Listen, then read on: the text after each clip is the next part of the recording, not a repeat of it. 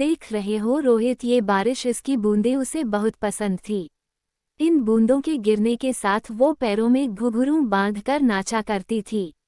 इतनी खूबसूरत लगती थी वो कि उसके सामने मोर भी फीके पड़ जाते थे। उसे बारिश बहुत पसंद थी और आज भी पसंद होगी।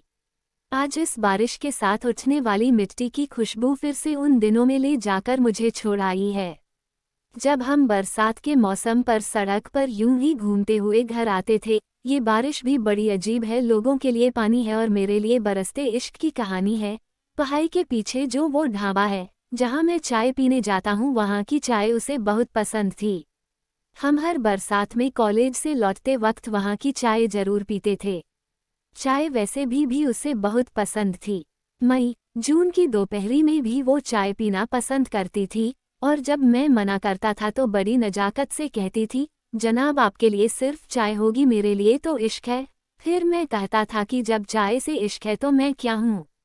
तो वो कहती थी, तुम और मैं तो एक हैं, तो मेरी पसंद तुम्हारी भी पसंद है। और ये बोलकर हंसने लगती थी। जानते हो, क्योंकि चाय मुझे कभी पसंद नहीं थी और ये बात वो जानती थी। हाँ, कभी कहा नहीं मैंने उससे, लेकिन उसे पता चल गया था। तुम्हें पता है, जिस दिन हमारी शादी तय हुई उस दिन भी ये बादल ऐसे ही जोर से बरस रहे थे। हमारे साथ इन्होंने भी उस खुशी को महसूस किया था।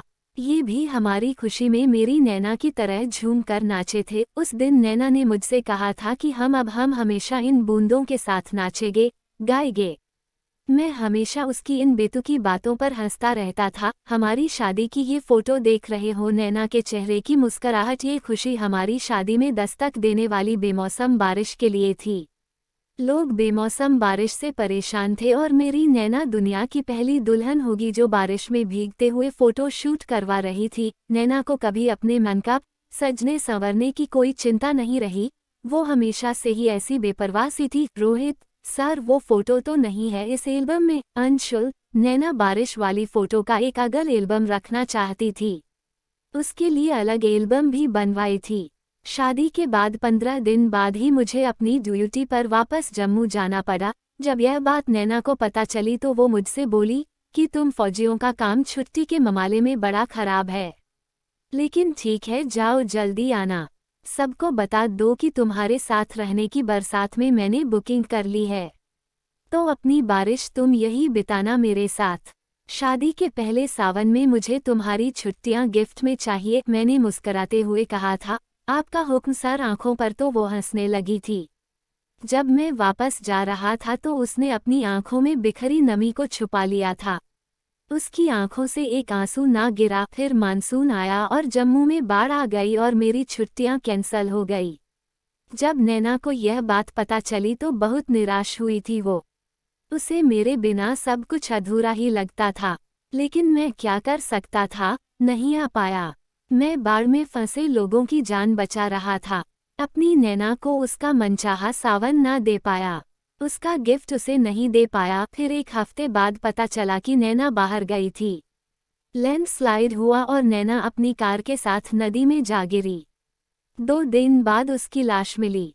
उस दिन ऐसा लगा जैसे मैं मर गया। तब आया था मैं इस जगह जब मेरी नैना मुझे छोड़कर जा चुकी थी। तब मैं यहाँ से उसकी यादें समेटकर अपने साथ ले गया था।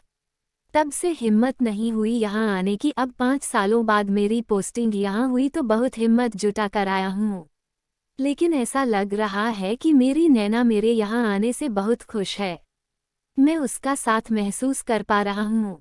जो तब नहीं कर पाया वो अब कर दिया मैंने। अपनी नैना के शादी के पहले सावन का गिफ्ट दे दिया मैंने। अब हम साथ उस पहाड़ी तक घूमने जाएंगे। उस ढाबे की चाय भी पीने हम साथ जाएंगे। अब हम दोनों अपना हर सावन एक साथ यही मनाएंगे।